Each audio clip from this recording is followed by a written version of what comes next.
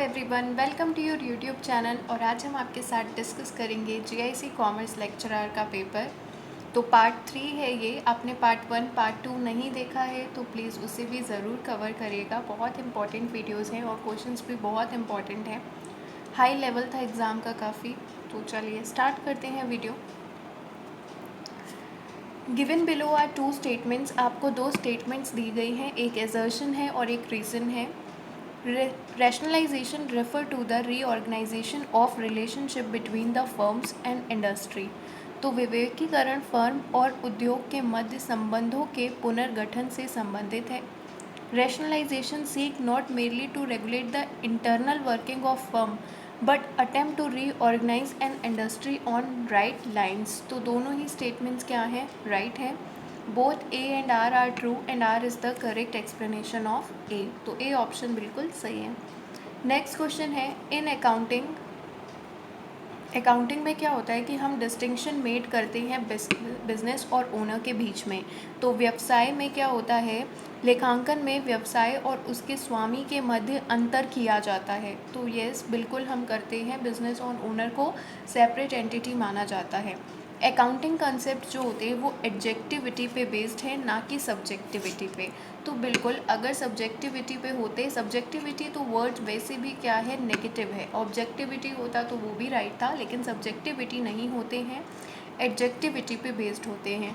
दोनों ही ऑप्शंस क्या हैं, सही हैं, और दोनों ही एक दूसरे को क्या कर रहे हैं, एक्सप्लेन कर रहे हैं। मतलब ए जो है, आर जो है वो करेक्ट एक्सप्लेनेशन है ए का। तो ए ऑप्शन इसका बिल्कुल राइट है। A and R are correct and R is the correct explanation for A. Next question है, which of the following statement is correct in regard to the cost unit of a passenger transport. Passenger transport के लिए cost unit में क्या सही है? तो option number 2 सही है, पर किलोमीटर, क्योंकि पर किलोमीटर के हिसाब से जो है वो कॉस्ट चार्ज की जाती है। तो ओनली 2 ऑप्शन जो है वो राइट है।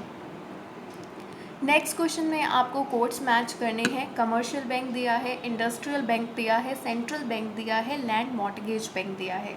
सेंट्रल बैंक के बारे में आपको ये पक्का पता होगा कि ये तो नोट इशू का काम करता है, मोनोपोली है नोट इशू में।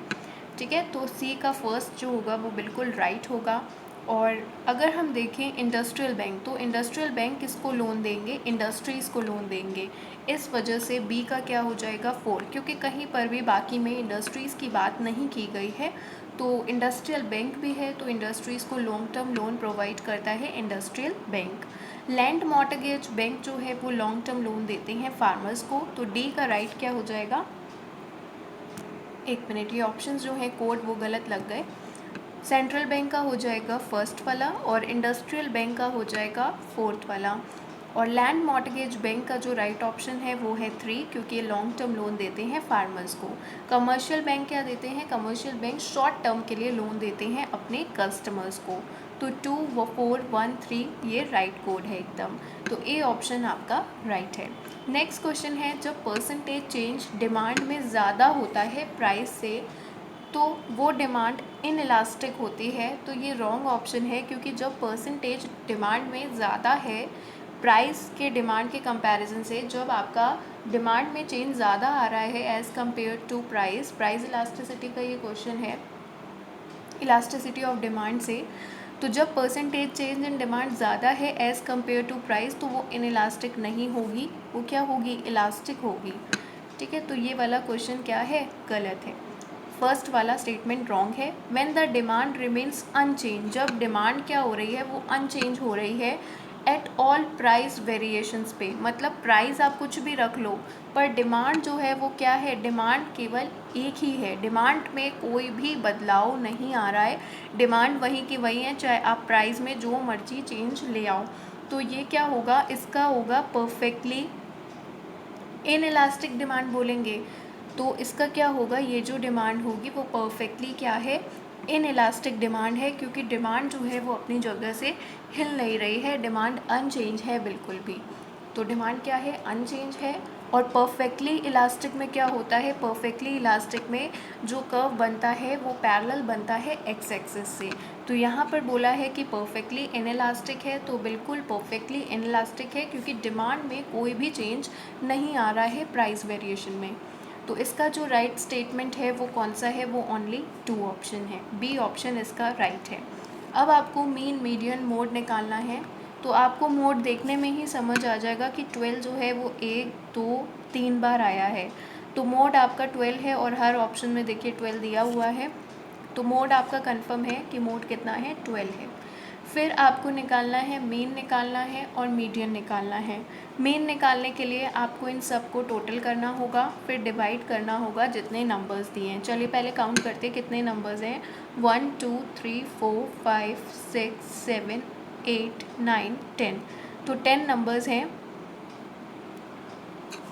अब इनका हम सम करेंगे तो 10 और 12 को ऐड करेंगे। पहले 8 और 12 क्या हो जाएगा, 20 हो जाएगा। 20 + 10 हो जाएगा 30।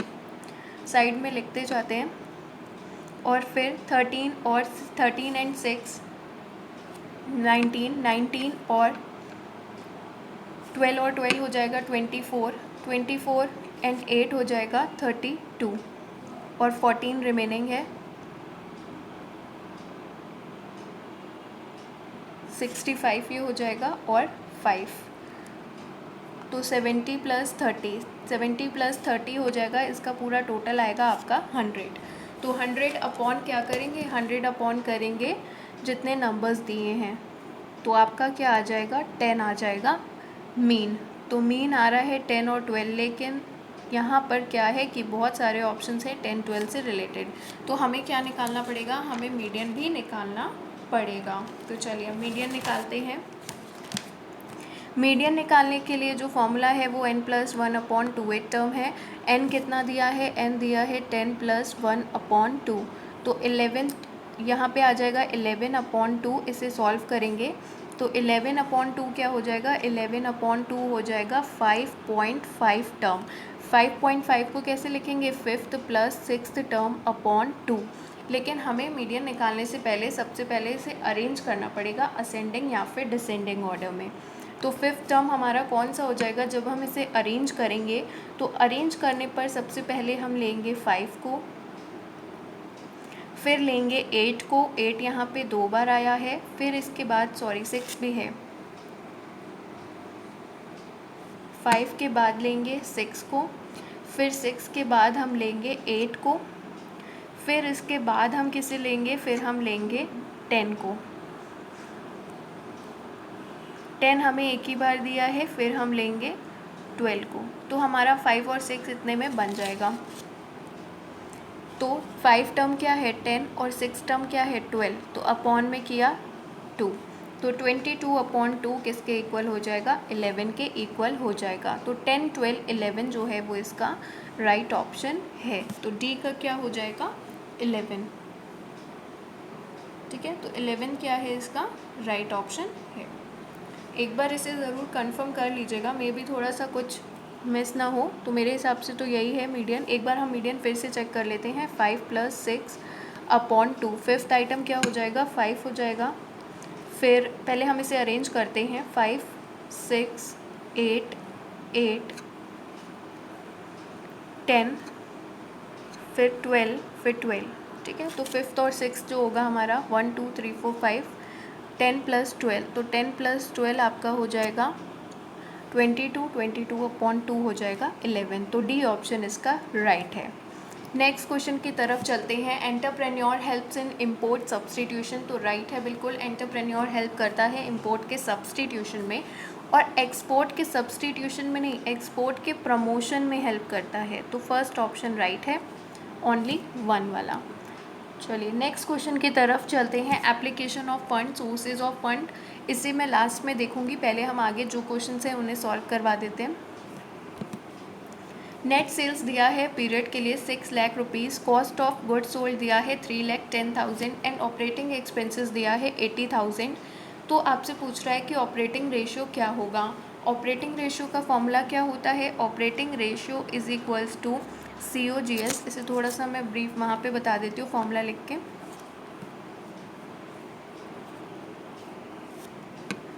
ऑपरेटिंग रेशियो किसके इक्वल होता है, COGS plus all operating expenses upon net sales.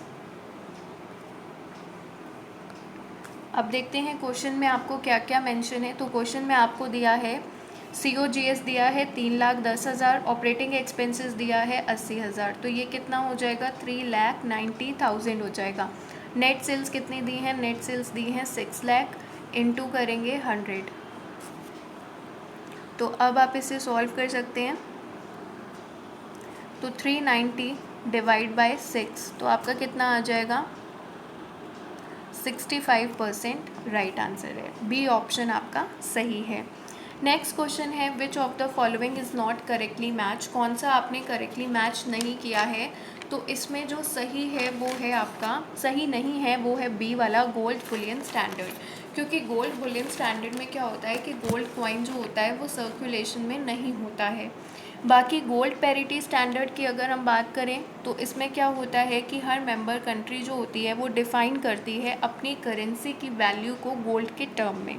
बाकी सब आपका सही है। गोल्ड रिजर्व स्टैंडर्ड में रिस्ट्रिक्शन होता है, गोल्ड करेंसी स्टैंडर्ड में फ्री क्वाइनेज होता है, लेकिन बी वाला जो है वो सही नहीं है क्योंकि इसमें सर्कुलेशन नहीं होता है गोल्ड कॉइन का। नेक्स्ट दिए हैं आपको रेशियो से, प्रॉफिटेबिलिटी मेजर किससे होगी, ऑपरेटिंग रेशियो से, राइट है। एक्टिविटी प्रॉपरेटरी रेशियो नहीं होता है, प्रॉपरेटरी रेशियो के लिए कौन सा होता है, सॉल्वेंसी रेशियो होता है। लिक्विडिटी के लिए करंट रेशियो राइट है, लॉन्ग टर्म सॉल्वेंसी के लिए डेट इक्विटी रेशियो राइट है, तो बी ऑप्शन इसका राइट वन है। इन्फ्लेशनरी गैप किसने दिया है, तो इन्फ्लेशनरी गैप दिया गया है कीन्स के द्वारा।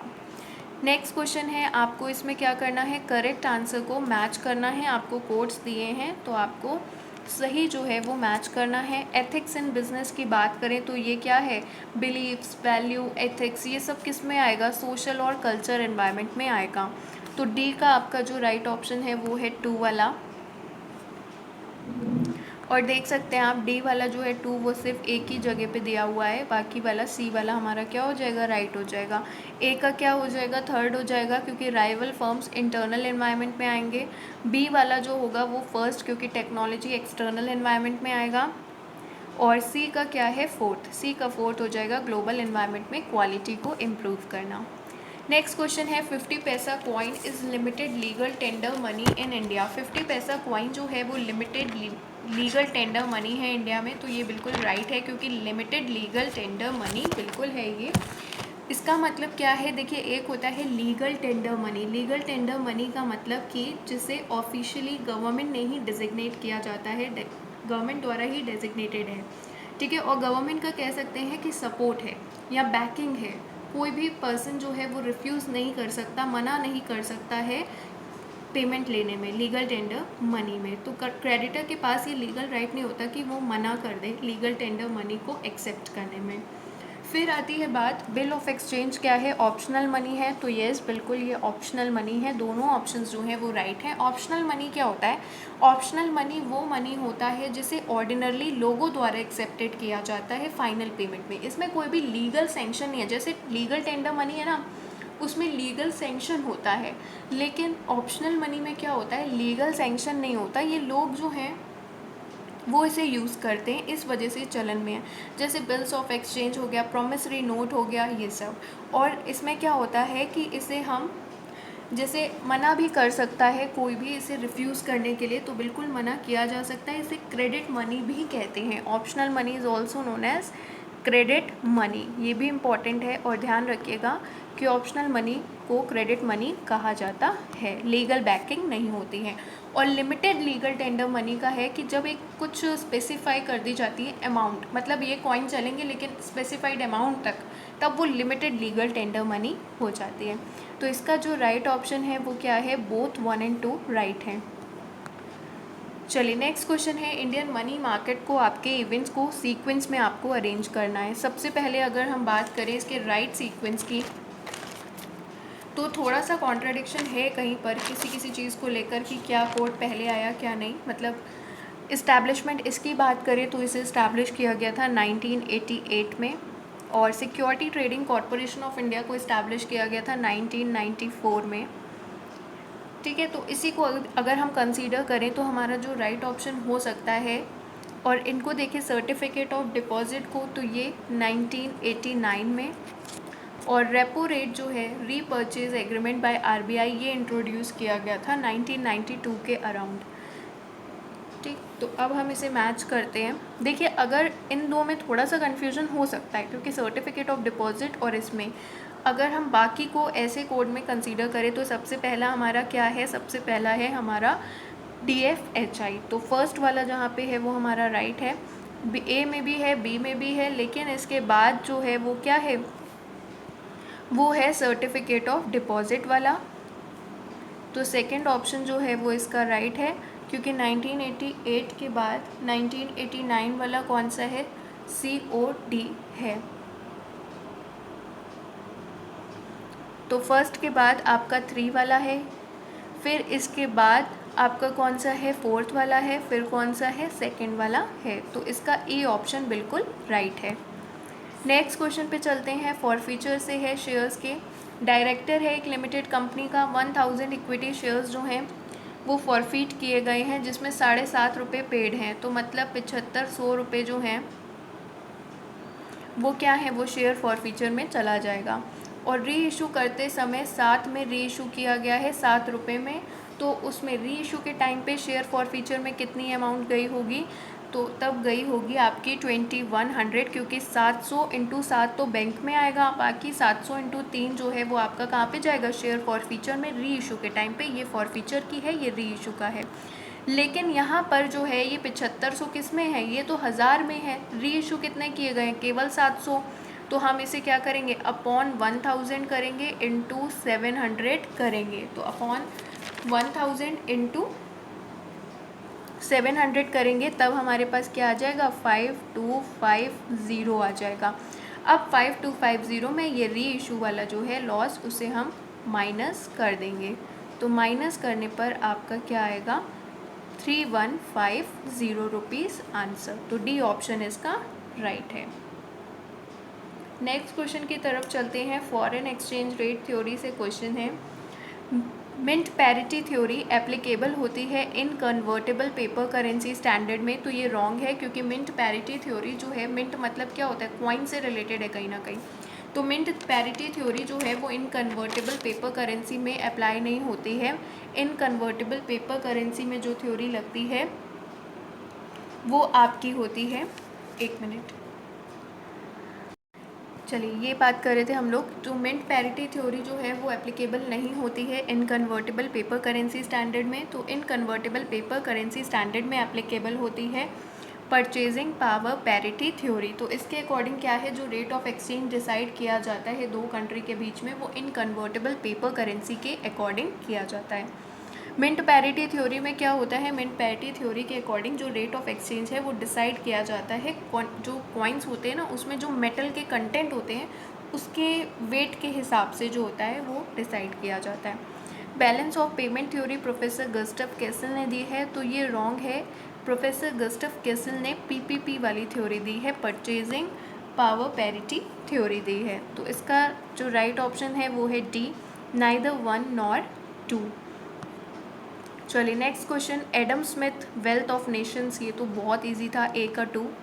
फिर इसके बाद माइक्रो इकोनॉमिक्स की बात करें तो पार्शियल और जनरल इक्विलिब्रियम दिया हुआ है। पार्शियल इक्विलिब्रियम का मतलब होता है जिसमें केवल एक मार्केट का इक्विलिब्रियम की स्टडी करी जाती है, एज्यूमिंग दैट कि कोई और चेंज अदर मार्केट में नहीं आ रहा। मतलब सिर्फ एक मार्केट की स्टडी करी जाती है इक्विलिब्रियम की, और चेंजेस जो हुए वो किसी मार्केट में नहीं है, अदर मार्केट में कोई भी चेंज नहीं आया है, ये बोलते हैं पार्शियल इक्विलिब्रियम को। और इसकी स्टडी किस में की जाती है, पार्शियल इक्विलिब्रियम रिलेटेड है माइक्रो इकोनॉमिक्स से। तो बी का राइट ऑप्शन हो जाएगा थर्ड वाला। फिर नेक्स्ट बात करते हैं जनरल इक्विलिब्रियम की। तो जनरल इक्विलिब्रियम में क्या है कि method of studying equilibrium, equilibrium की स्टडी करी जाती है अलग अलग मार्केट्स में एक साथ, और ये किसका कंसेप्ट है, ये है मैक्रो इकोनॉमिक्स का। तो मैक्रो इकोनॉमिक्स का जो कंसेप्ट है वो क्या है, जनरल इक्विलिब्रियम। तो सी का राइट ऑप्शन है फर्स्ट वाला। और लॉर्ड कीन्स ने दी है general theory of employment, interest and money. 2, 3, 1, 4 इसका राइट ऑप्शन है, B option is right one. Next question है, कैपिटल एक्सपेंडिचर इनकर किया जाता है फिक्स्ड एसेट्स को एक्वायर करने के लिए, बिल्कुल राइट है। और capital expenditure item is shown in the asset side of balance sheet. और कैपिटल एक्सपेंडिचर को हम कहाँ पे शो करते हैं, एसेट साइड में शो करते हैं बैलेंस शीट के। तो दोनों ही ऑप्शंस क्या हैं, राइट है। तो both A and R true and R is the correct explanation of A. चलिए एक क्वेश्चन हमारा बीच में रह गया था, जैसे मैंने कहा था कि मैं आपको लास्ट में बताऊंगी। चलिए देखते हैं। इंक्रीज इन वर्किंग कैपिटल दिया है और एक तरफ आपको दिया है फ्लो ऑफ फंड। अगर आपका वर्किंग कैपिटल बढ़ेगा तो क्या होगा, और डेप्रिसिएशन है, टेकिंग लॉन्ग टर्म लोन है, और purchase of fixed assets by cash है। तो आपको एक तरफ फ्लो ऑफ फंड्स दिए हैं, चलिए मैच करते हैं इसे। तो इंक्रीज इन वर्किंग कैपिटल जो है वो है आपका एप्लीकेशन ऑफ फंड। अच्छा, इसमें बोल रहा है कि कौन सा राइटली मैच नहीं है, तो ये राइट है बिल्कुल कि इंक्रीज इन वर्किंग कैपिटल है वो एप्लीकेशन ऑफ फंड है। फिर इसके बाद अगर हम लॉन्ग टर्म लोन की बात करें तो ये सोर्स है फंड का, ये भी राइट है। और फिक्स्ड एसेट्स को आपने कैश में ख़रीदा है तो purchase of fixed assets by cash, तो ये भी आपका एप्लीकेशन ऑफ फंड का राइट है। लेकिन डेप्रिसिएशन जो है वो सोर्स ऑफ फंड में नहीं आएगा, तो इसका राइट ऑप्शन है बी वाला। तो आई होप कि पार्ट 3 भी अब कंप्लीट हो चुका है और ये पूरा पेपर सॉल्व हो चुका है। अगर आपको तीनों वीडियोस पसंद आई हों तो प्लीज़ लाइक करिएगा and thank you for watching the video.